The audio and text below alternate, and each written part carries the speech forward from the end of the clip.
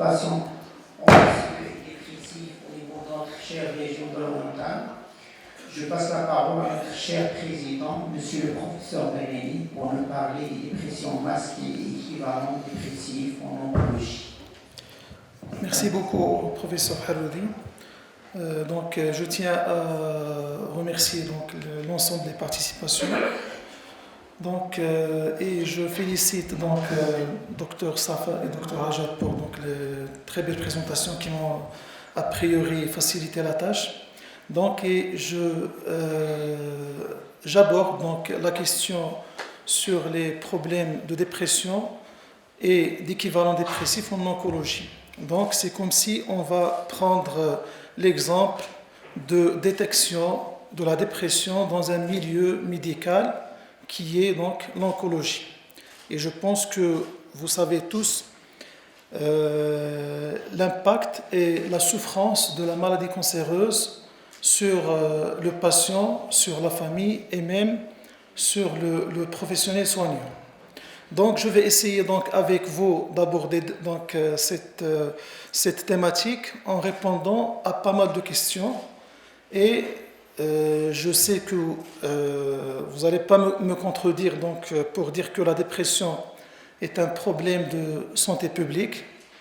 Le cancer aussi est un problème de santé publique. La dépression en milieu carcinologique est sous-diagnostiquée chez les patients. Donc on va voir tout ça et pourquoi ce sous-diagnostic. La dépression est une cause majeure d'incapacité, de souffrance et d'altération de la qualité de vie chez les patients atteints de cancer. Cette diapositive, je vais vous montrer la prévalence de la dépression chez les patients atteints de cancer et de la comparer aux différentes, c'est-à-dire à la dépression dans différentes pathologies organiques. Donc, vous voyez déjà que la prévalence de dépression est fréquente en présence d'une pathologie organique. Exemple, en population générale, la dépression est de l'ordre de 8%.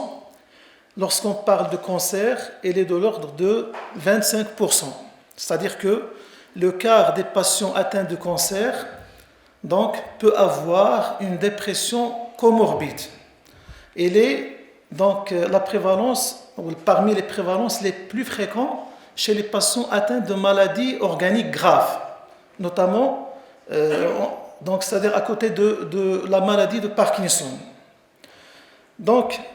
La dépression chez les patients atteints de cancer, et c'est mentionné normalement quelques types de cancer, on va voir que la prévalence de la dépression chez les patients atteints de cancer n'est pas la même en fonction de type de cancer, ni en fonction du stade de détection de la maladie.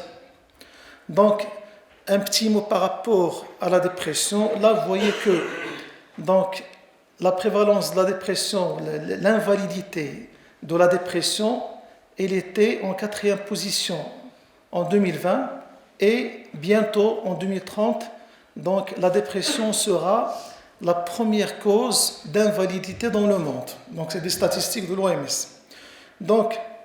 Lorsqu'on prend l'invalidité liée à la dépression et à côté d'elle, la dépression ou bien l'invalidité et la souffrance liées au cancer, vous imaginez l'ampleur de la souffrance chez ces types de patients. C'est une catégorie, à mon sens, de malades que tout personnel soignant peut les contacter, peut les voir, et de tous les jours. Et c'est une population souffrante, et d'où l'intérêt de cette présentation pour sensibiliser les professionnels de santé à la détection de ces problèmes, parce que nous allons voir pourquoi on est en train de chercher la dépression et pourquoi on va la traiter. À l'échelle internationale, la prévalence de la dépression, je vous ai dit que la première diapositive c'était de l'ordre de 25%. Une étude publiée dans la revue de Lancet Oncology, une revue très prestigieuse avec un impact facteur aux alentours de 54, a objectivé que la prévalence de la dépression est de 15%. Alors que celle de l'anxiété est de 10%, sans oublier une entité très importante qui est les troubles de l'adaptation, qui est de l'ordre de 19%. Donc le trouble d'adaptation, on peut dire que c'est un état de transition entre des sensations de démoralisation normale, c'est-à-dire que peu malade chez qui on annonce un diagnostic peut sentir triste au début. Donc c'est un moment de transition entre des sensations qui sont normales et des troubles psychopathologiques, notamment qu'ils soient dépression ou anxiété. C'est-à-dire que dans cette catégorie, on aura pas mal de patients qui vont développer une dépression et pas mal d'eux vont développer une anxiété. Et une autre partie de ces patients qui présentent un trouble de l'adaptation, ils vont guérir. Donc, une étude plus récente, donc il s'agit des guidelines de la Société européenne d'oncologie médicale, publiée donc en mars 2023, qui a montré que la prévalence de la dépression chez les patients atteints de cancer est de l'ordre effectivement de 25% des cas. Qu'en est-il à l'échelle nationale dans notre contexte? Donc, il y a quelques années, nous avons réalisé une thèse sur un échantillon de patients atteints de cancer et nous avons il a été soutenu par Dr Sarah Belouam qui a objectivé une prévalence de dépression de 19%. Donc c'est une étude que nous avons réalisée au sein de l'hôpital d'oncologie ici à Oujda. Une autre étude dans la même année, mais qui est réalisée uniquement chez les patientes atteintes de cancer du sein et qui a objectivé une prévalence de 14%. Donc ça pourrait expliquer par le fait que certains types de cancers, notamment les cancers du pancréas, les cancers cou et tête, le cancer de l'œsophage, sont beaucoup plus pourvoyeuses de dépression par rapport peut-être au cancer du sein. Une autre étude réalisée à Marrakech a objectivé que la prévalence de la dépression était de l'ordre de 15%. Donc maintenant, la question sur laquelle on va essayer de répondre, tous et toutes, c'est le pourquoi reconnaître une dépression chez le patient atteint de cancer. Je ne sais pas, est-ce que vous avez des réponses à cette question ou je vais vous donner des indices. Qu'est-ce que vous préférez? Pourquoi reconnaître une dépression chez le patient atteint de cancer? Oui? Pour améliorer la prise en charge du cancer. Très bien, pour améliorer la prise en charge du cancer. D'autres propositions? Des fois, pour améliorer le pronostic. Très bien, pour améliorer le pronostic. Donc c'est intéressant. Vous voyez que des études récentes elles montraient qu'il y a un lien direct entre le traitement de la dépression et l'amélioration du pronostic oncologique. C'est ce qui est très important. Donc je vais vous aider par quelques images pour vous dire pourquoi on insiste sur le dépistage de la dépression en oncologie. Et je vais vous demander de donner des étiquettes ou des titres pour chaque image.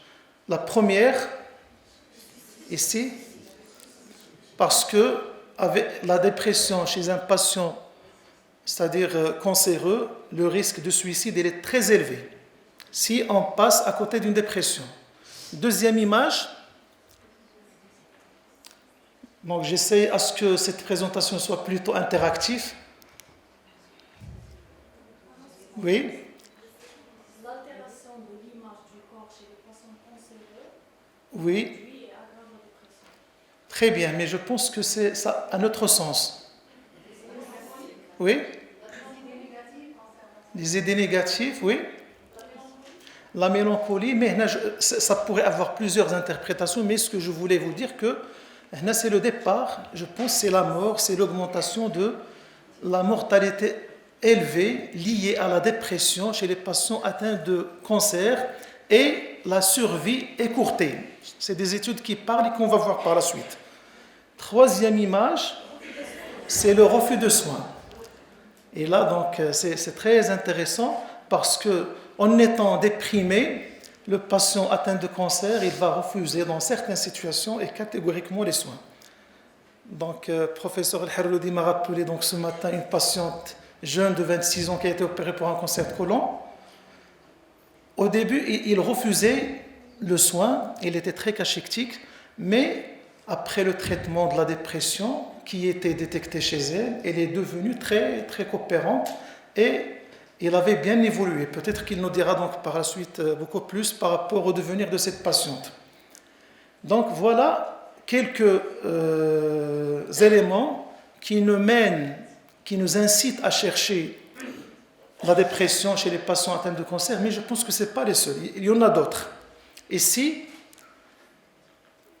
une dépression chez un patient en oncologie ou même dans les autres pathologies organiques. C'est un malade qui est, a priori, hospitalisé. Non, normalement, c'est la séance de chimiothérapie, mais c'est le séjour hospitalier qui est prolongé. Et ça a été donc normalement objectivé par pas mal d'études. Vous voyez que la dépression chez les patients en milieu organique, il a un impact très important sur le coût des soins. Pas mal de malades, on prolonge, ou bien l'hospitalisation est prolongée chez eux parce qu'ils ont une dépression qui n'est pas identifiée et que le malade, il présente pas mal de signes physiques qui pourraient cacher la dépression. Donc, et par la suite, il y aura énormément d'investigations, d'examens complémentaires, ce qui va prolonger le séjour hospitalier avec les conséquences qui vont découler. Pour cette image, comment ? Les ruminations, l'anxiété, un élément très important et qui est lié à la dépression chez les patients atteints de cancer, qui est plutôt le risque de récidive élevé. Donc c'est des études, je vais vous les montrer par la suite, qui montrent qu'une dépression non traitée chez les patients atteints de cancer augmente le risque de récidive.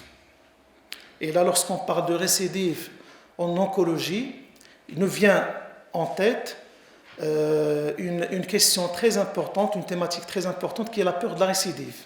La peur de la récidive en oncologie, c'est une entité anxieuse très très présente, altérant la qualité de vie des patients et pourrait être une source de dépression par la suite parce qu'il épuise le malade. Imaginez quelqu'un qui est atteint de cancer, qui fait des investigations, des contrôles chaque 3 mois, et que malgré c'est-à-dire les réassurances du médecin oncologue, lui, il a toujours peur d'avoir une récidive ou une propagation. C'est-à-dire, même s'il est stable sur le plan carcinologique, il a une qualité de vie qui est très altérée. D'accord ? Donc, ce monsieur, ce pauvre, il est par exemple, chaque fois qu'il fait un contrôle, il se sent soulagé pendant 24 heures et 3 mois, il attend donc le prochain contrôle pour vérifier s'il est en bonne santé ou non. Vous voyez donc l'ampleur de la maladie, l'ampleur de la peur de la récidive et l'ampleur aussi de la récidive. Donc c'est une question qui normalement nécessite une présentation à elle seule parce qu'elle est très très fréquente chez les malades en oncologie. Parce que leur grand souci, parfois on dépasse la phase d'annonce, la phase de traitement, mais il ne reste le problème de la récidive qui est toujours là. D'autres éléments qui nous incitent à chercher la dépression en oncologie, c'est l'altération de la qualité de vie. Donc vous voyez qu'un malade en oncologie, il a énormément de problèmes qui vont faire qu'il souffre, énormément de souffrance, que ce soit sur le plan physique, que ce soit sur le plan familial, que ce soit sur le plan financier. Donc, énormément, un tas de choses qui vont faire qu'il souffre énormément. Un autre élément très important, concernant la dépression en oncologie. On sait très bien qu'en oncologie, il y a des symptômes physiques liés au cancer qui sont très gênants. Parmi ces symptômes physiques, on trouve par exemple les insomnies, l'amaigrissement, le vomissement et les nausées, les bouffées de chaleur. Et chaque fois que la dépression est là, non traitée, il pourrait donc majorer les symptômes physiques liés au cancer. Donc ça, c'est un constat qui est très important. Quelqu'un qui fait donc des vomissements au début ou juste avant la chimiothérapie, il se peut qu'il y ait une composante anxieuse ou dépressive qui doit être gérée. Parfois, donc, ces symptômes physiques ils sont derrière l'abandon de traitement. Imaginez quelqu'un qui, au moment de la chimio, au moment de la radiothérapie, il fait donc face une crise d'angoisse aiguë. Ça pourrait donc l'empêcher de faire ou de continuer donc les examens.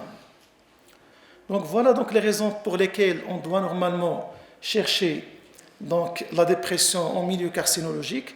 Maintenant, on va essayer de répondre à une question: est-ce qu'il y a un lien donc entre dépression donc sur le plan bibliographique et incidence du cancer, survie et mortalité?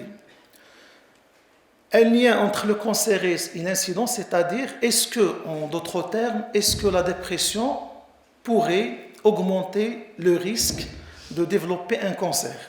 Une question qui est très légitime, très intéressante aussi. Parce que maintenant, on sait très bien que le cancer, il pourrait être compliqué par la dépression, mais à l'inverse, est-ce que la dépression pourrait être un facteur de risque de cancer, ou au moins, est-ce qu'il peut participer à l'apparition ou au déclenchement du processus carcinologique? Dans cette étude, dans cette méta-analyse, avec 2,6 millions de participants, un suivi sur une période moyenne de 10 ans, donc cette étude a montré que la dépression diagnostiquée cliniquement est liée significativement à l'incidence de cancer, à la survie plus faible du cancer et à la mortalité spécifique par le cancer.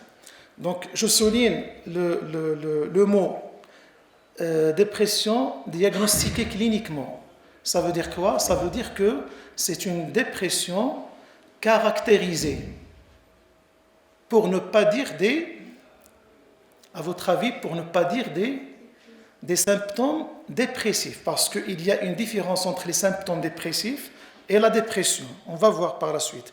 Parce que pour dire que quelqu'un souffre d'une dépression, il nous faut deux critères majeurs qui sont la tristesse de l'humeur et la perte de plaisir, avec d'autres symptômes, mais sur une période de 15 jours. Certains patients ne remplissent pas ces critères, c'est-à-dire qu'il peut développer quelques symptômes de dépression pendant une durée de 8 jours par exemple. Et dans ce cas, on ne peut pas parler d'une dépression cliniquement diagnostiquée. Donc lorsque la dépression catégorisée elle est là, on voit très bien que l'incidence de cancer est élevée. C'est-à-dire, on prend un échantillon de patients dépressifs versus un échantillon de patients non dépressifs. Dans le premier groupe, il y a une fréquence plus élevée de cancer. Donc je pense que c'est des études qui sont intéressantes. Donc à votre avis, quelles sont les conclusions de cette étude? D'après donc votre lecture, donc la dépression liée à l'incidence, liée donc à une survie plus faible et à une mortalité plus élevée. Donc les conclusions, on peut dire que la dépression peut jouer un rôle étiologique et même un impact pronostique sur la maladie cancéreuse. Normalement, étiologique, on va la mettre entre parenthèses parce qu'on sait très bien que le cancer est une maladie multifactorielle, mais le poids, à mon sens, de la dépression, il est très important. Le poids du stress, il est très important aussi. S'il n'est pas très bien établi que la dépression pourrait déclencher un cancer, il est évident que la dépression ou le stress ou l'anxiété importante pourraient augmenter les taux de récidive et de mortalité. Donc le deuxième élément, le deuxième message, ce qu'il est primordial de faire une détection de la dépression au sein de la population générale et aussi au sein de la population atteinte de cancer. La deuxième étude, il vient confirmer donc le fait que la dépression était significativement associée au risque global de cancer. Donc je pense que c'est une notion intéressante parce qu'on parlait que dépression, le risque le plus important étant le suicide, étant l'invalidité, étant l'altération de la qualité de vie, mais maintenant, je pense que la dépression pourrait jouer un rôle très important dans le déclenchement ou bien participe dans l'apparition de certaines maladies organiques. Donc la question, si je vous pose donc la question par rapport au lien entre dépression et cancer, comment on va passer d'une dépression au cancer? Biologique, addiction, très bien, oui. Parce que addiction, c'est-à-dire que le patient dépressif, on sait très bien que les dépressifs, ils ont tendance à consommer de l'alcool, à consommer donc du tabac, à consommer donc des substances qui pourraient directement être responsables de certains cancers. Oui, quoi encore? La sédentarité, très bien. Stress, oui. Donc voilà donc cette étude qui montre que le tabagisme, l'inactivité physique, la consommation d'alcool et un IMC très élevé serait un médiateur entre la dépression et le cancer. Donc parce qu'il se peut que certains parmi vous se posent la question comment on va passer d'une dépression à un cancer. Et voilà donc une partie de la réponse. Une partie de la réponse, c'est que le patient déprimé, surtout donc les hommes dans notre contexte, pourrait avoir tendance à consommer donc trop de tabac, trop d'alcool, à être sédentaire et à être obèse. Et ces facteurs, ils sont très bien connus, et c'est ce qu'on connaît avant, c'est ce qu'ils nous ont appris donc dans nos études. Ils nous ont dit que le tabac risque de cancer du poumon, l'alcool risque plus tabac, risque de cancer donc du larynx. Mais on n'a pas été sensibilisé à chercher ce qui est derrière donc la consommation, ce qui est derrière l'addiction. Parce que nous, en tant que psychiatres, on sait très bien que l'addiction et la consommation de drogue n'est qu'un symptôme de quelque chose qui est derrière, n'est que le sommet de l'iceberg. Quelqu'un qui consomme trop de tabac, trop d'alcool, il faut chercher s'il n'a pas de dépression grave, s'il n'a pas de trouble bipolaire, ou s'il n'a pas d'autres problèmes de santé mentale qui fait qu'il est vraiment, il devient vraiment un grand consommateur de substances. Et chaque fois, nous, on a l'habitude de voir ou bien de constater que les patients, les vrais consommateurs de substances, les grands consommateurs, ils auraient tendance à avoir des maladies psychiatriques graves. Donc, maintenant, le lien entre la dépression et la mortalité liée au cancer, c'est un lien qui a été mis en évidence par pas mal d'études. Donc, dans cette méta-analyse, donc, le diagnostic de dépression et les niveaux plus élevés de symptômes dépressifs prédisaient une mortalité plus élevée. C'est-à-dire ici, c'est la dépression, mais aussi les symptômes dépressifs plus prononcés. C'est-à-dire, en d'autres termes, la dépression sévère chez les patients atteints de cancer prédisait une mortalité plus élevée chez les patients atteints de cancer. Une autre question sur laquelle on va essayer donc de répondre, c'est le lien entre la dépression chez le patient atteint de cancer et le risque de récidive de cancer. La première étude, donc, c'est une étude cohorte, donc nationale, menée entre 2001 et 2007, qui a intéressé 30 000 patientes atteintes de cancer du sein. Donc, dans cette étude, les auteurs ont randomisé donc, la population en deux groupes. Un groupe de patientes atteintes de cancer du sein plus un trouble dépressif, c'est-à-dire qui ont une dépression diagnostiquée, et un deuxième groupe, donc apparenté au premier, un groupe témoin, dans la même population de cancer du sein, mais qui est sans trouble dépressif. La conclusion, c'est donc les deux groupes ayant subi une chirurgie mammaire curative. C'est-à-dire, c'est une chirurgie mammaire, ça veut dire que sur le plan carcinologique, donc, il était bon. Le groupe G1, c'est-à-dire le groupe de cancer du sein avec trouble dépressif, présentait un taux de récidive plus élevé que le groupe G2, c'est-à-dire le groupe de cancer du sein sans dépression. Vous voyez que c'est très intéressant de diagnostiquer et de dépister la dépression en oncologie, ne serait-ce que pour prévenir donc ces complications organiques, notamment la récidive. Et dans ce cas, je vais rapidement vous rapporter donc le cas d'une patiente que j'ai vue, donc était une enseignante universitaire qui avait un diagnostic de cancer du sein. Il y a des années, elle était très très bien stabilisée, elle était célibataire, âgée de 54 ans, très bien stabilisée sur le plan carcinologique, aucun problème avec le cancer. Pendant des années, elle était stable, elle vivait avec sa maman. Cette enseignante, il vivait avec sa maman, et après le décès de la maman, on a constaté qu'il y a vraiment un symptôme, parce qu'elle était très très attachée à sa mère. À cet âge de 54 ans, elle était très très attachée à sa mère. Après la disparition de la maman, la patiente a présenté des symptômes dépressifs. Et il vient consulter pour dépression, mais avant, son oncologue traitant a constaté qu'il ne va pas bien. Il a demandé donc les marqueurs tumoraux. Donc après des années de stabilité, on constate qu'il y a une élévation des marqueurs tumoraux. C'est-à-dire que le cancer, il commence à réapparaître. Il a été donc mis sous chimiothérapie. Nous l'avons mis également sous traitement antidépresseur et nous avons constaté une évolution vraiment spectaculaire.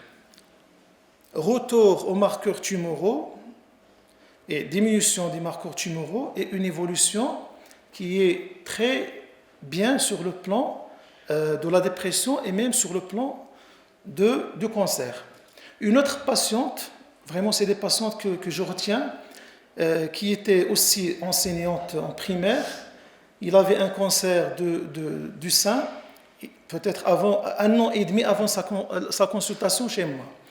Dans ses antécédents familiaux, donc sa maman avait fait un cancer du sein il y a 20 ans et elle était très bien stabilisée, la maman de la patiente.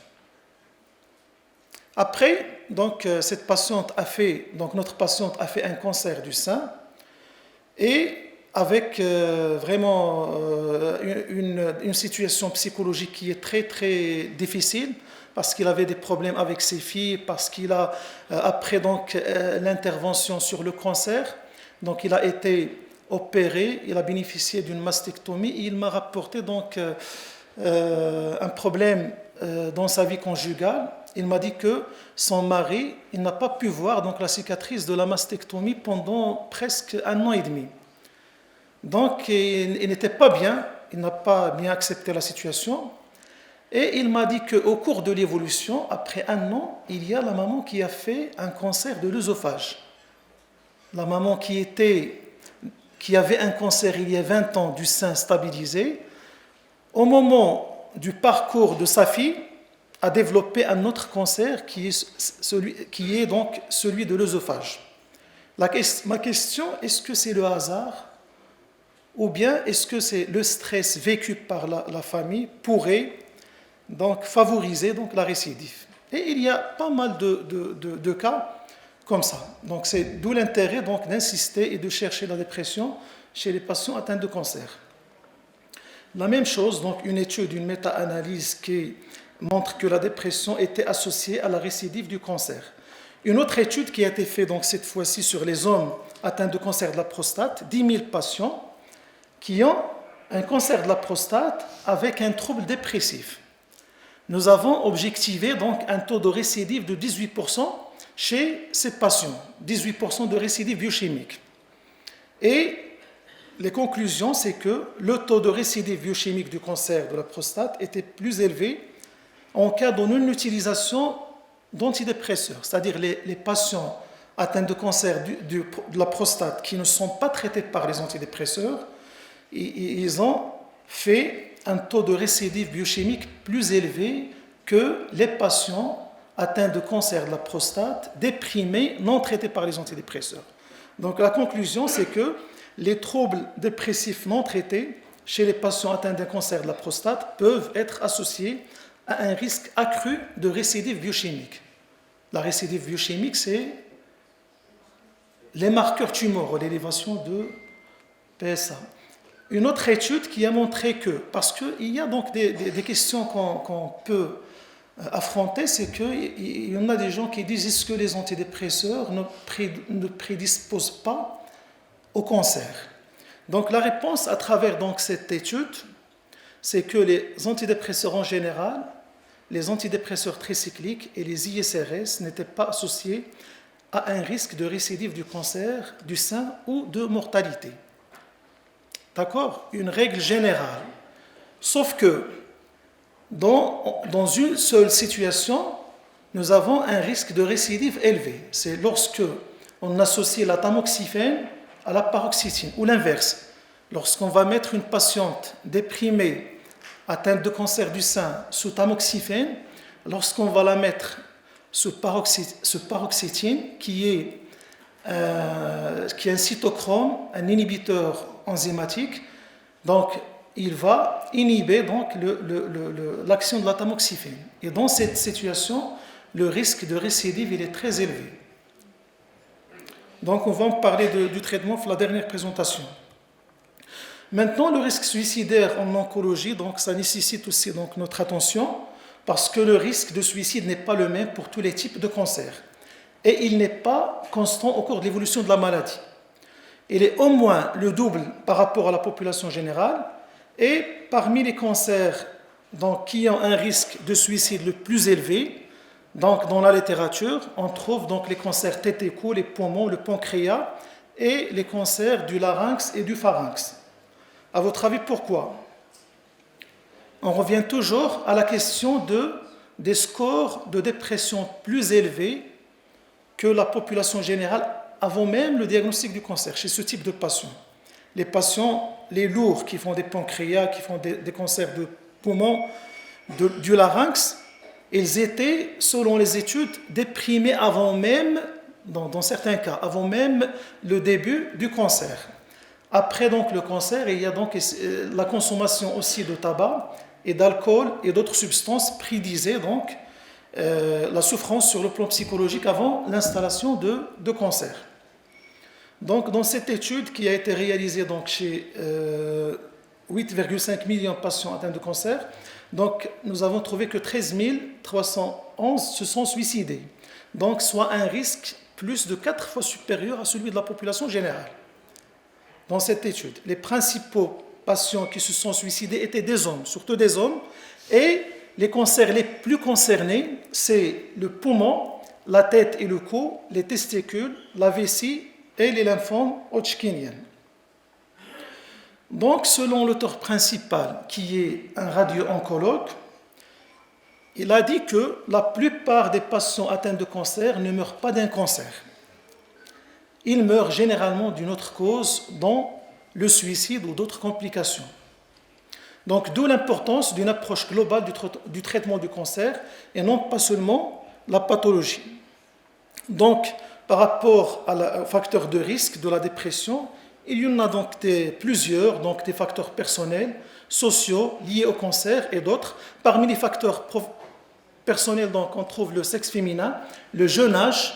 C'est vrai que les patients jeunes, lorsqu'ils font une dépression avec un cancer, donc ou bien lorsqu'ils font un cancer, ils ont un risque beaucoup plus de développer une dépression.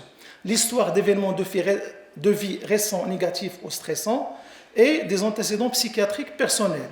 Concernant les facteurs sociaux, on a parlé donc de de manque de soutien social et surtout donc de manque de soutien familial ou conjugal. Donc c'est un facteur de risque de développer une dépression.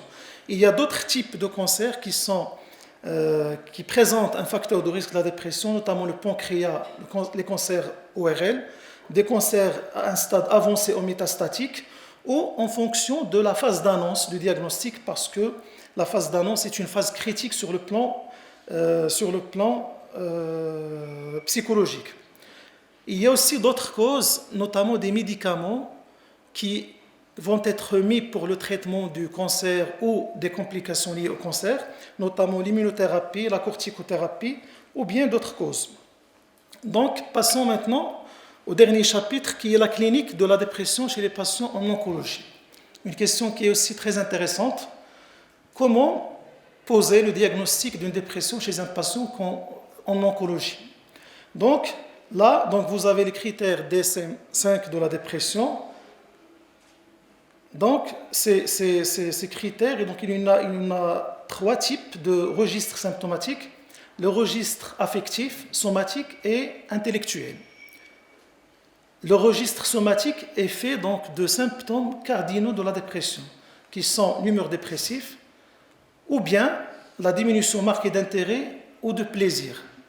Voilà donc le noyau symptomatique de la dépression. C'est ce qu'on cherche en premier, mais il y a d'autres registres symptomatiques.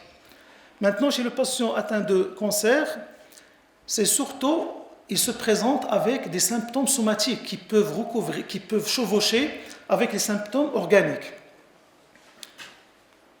Que faire dans cette situation? Un patient atteint de cancer qui est déprimé, il peut se présenter avec une insomnie, avec un amaigrissement, une anorexie, une apparence triste. Comment faire la différence dans ce cas entre les symptômes liés à la dépression et les symptômes liés au cancer, parce que aussi dans le cancer, il y a l'amaigrissement, il y a l'insomnie, il y a beaucoup il y a la douleur diffuse. Dans ce cas, on va insister, donc dans le cancer, il y a prédominance de symptômes somatiques.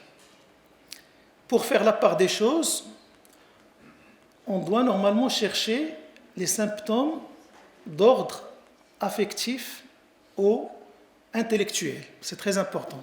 Lorsqu'il se plaint de fatigue, d'insomnie, de vomissement, de plaintes somatiques multiples, donc n'hésitez pas à poser des questions par rapport au registre affectif et cognitif. Donc, maintenant, quels sont les éléments qu'il faut chercher dans ces cas? On va chercher donc l'autodévalorisation, une vision qui est une vision douloureuse du passé. La culpabilité envahissante et généralisée, donc elle est fréquente chez les patients atteints de cancer. Ils commencent à se culpabiliser. Lorsqu'il y a donc cet élément de culpabilité, donc il faut ne pas hésiter à chercher une dépression. L'anesthésie affective ou l'indifférence affective. L'anesthésie, c'est-à-dire c'est un patient qui est anesthésié sur le plan affectif. Les événements tristes ne vont pas le rendre triste, et la même chose pour les événements heureux. La perte de la capacité à prendre de plaisir, même au quotidien, avec les enfants. Donc le plaisir minime qu'on retrouve au quotidien n'est pas ressenti par le patient. Le désir de mort et les idées suicidaires, d'autant plus que les symptômes carcinologiques sont contrôlés. Et le pessimisme pathologique et la majoration de la situation carcinologique. Donc devant ces symptômes intellectuels, affectifs, n'hésitez pas à chercher une dépression chez les patients atteints de cancer et vous allez lui rendre un grand service. Donc je vous remercie pour votre attention.